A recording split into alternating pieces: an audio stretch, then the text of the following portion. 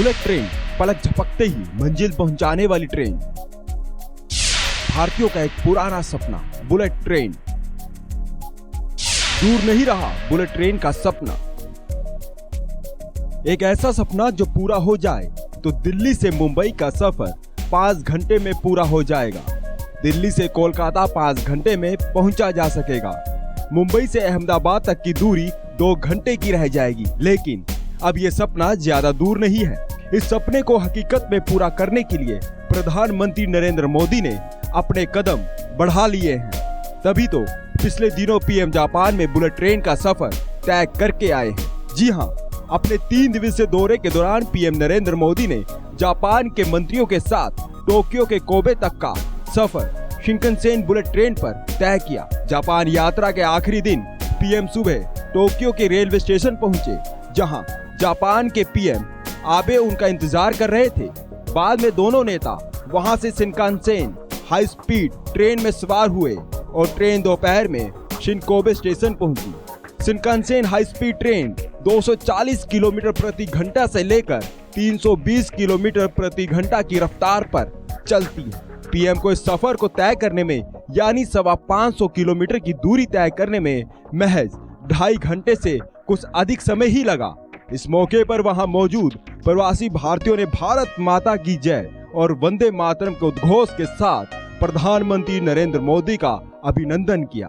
प्रधानमंत्री Narendra Modi Shinzo Abe के साथ ट्रेन में ड्राइवर कैबिन में भी गए और ड्राइवर की सीट पर सवार होकर ट्रेन चलाने के गुर भी सीखे।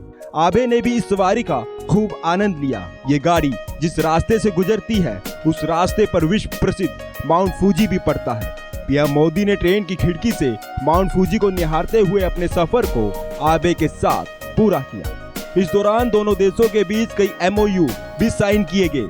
वहीं प्रधानमंत्री नरेंद्र मोदी ने वहां पर अपने संबोधन में दोनों देशों के बीच मजबूत संबंधों के पीछे एक दूसरे पर विश्वास को बताया। इतना ही नहीं, पीएम नरेंद्र मोदी और जापान के पीएम के साथ शिंकानसेन बुलेट ट्रेन में सवार होने के बाद विदेश मंत्रालय के प्रवक्ता स्वरूप ने दोनों नेताओं की बुलेट ट्रेन के भीतर की तस्वीर साझा करते हुए कहा था कि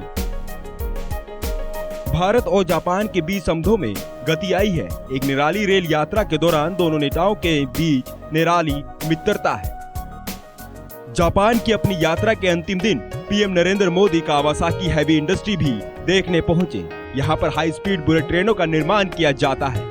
यहाँ पहुंचकर उन्होंने कहा कि भारत को भी काफी समय से बुलेट ट्रेन का इंतजार है। इस दौरान उनके साथ जापान के पीएम शिंजो आबे भी मौजूद थे। पीएम मोदी को वहां पर इंडस्ट्री से जुड़े सभी पहलुओं की जानकारी दी गई। यहाँ पर प्रधानमंत्री ने बुलेट ट्रेन में ड्राइवर सीट पर बैठकर सीट का खूब आनंद लिया। प्रधानमंत्री नरेंद्र मोदी के जापान दौरे से भारत के लिए एक बड़ी कामयाबी मिली है। भारत और जापान के बीच ऐतिहासिक परमाणु समझौता हुआ है।